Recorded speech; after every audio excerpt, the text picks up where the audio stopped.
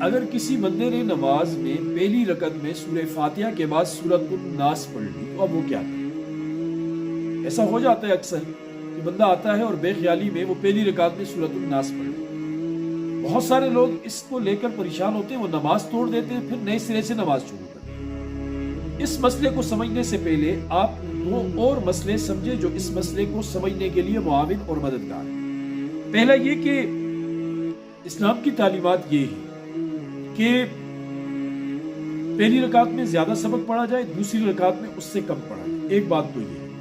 دوسرا یہ ہمیں تاکید کی گئی ہے کہ پہلی رکعت میں جو سورت پڑھی ہے دوسری رکعت میں اس کے بعد والی سورت پڑھی جائے، اس سے پہلی والی سورت نہ پڑھے۔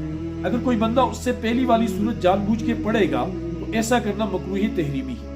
نماز ہو جائے گی لیکن مکروہ تحریمی کے ساتھ۔ اور اگر جان بوجھ کر نہیں، غیر اختیار ارادی طور پر انسان ایسا کر لیتا ہے تو ایسی صورت میں بلا کراہت اس کی نماز ہو۔ اب آتے ہیں ہم اس مسئلے کی طرف کہ اگر کوئی بندہ پہلی رکعت میں سورۃ الناس پڑھ لے تو اب کیا کرے؟ عزیزان محترم، وہ نماز نہ توڑے۔ وہ پہلی رکعت میں سورۃ الناس پڑھی ہے تو وہ دوسری رکعت میں بھی سورۃ الناس پڑھے۔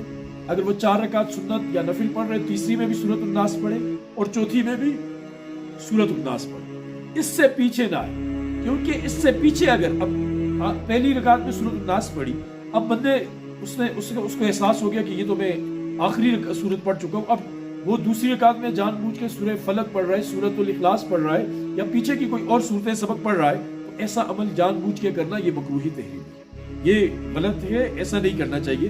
ہاں، وہ پھر اسی سورت کو ہر رکعت کے اندر ریپیٹ کرے اور اسی کو پڑھے۔